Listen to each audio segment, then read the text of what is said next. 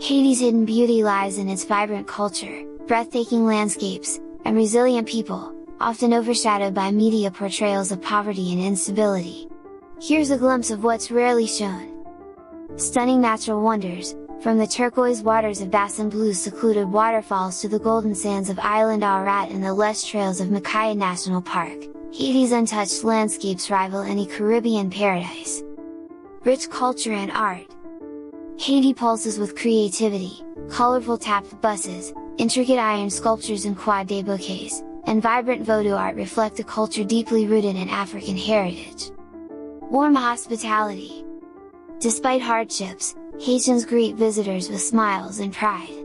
Locals often share meals, stories, and laughter, embodying resilience and generosity. Historical gems.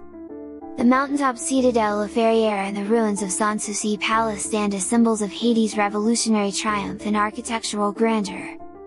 Culinary delights, Haitian cuisine. Like diri cole et pois, rice and beans, or spicy lambi, conch, blends African, French, and Caribbean flavors, offering a feast for the senses.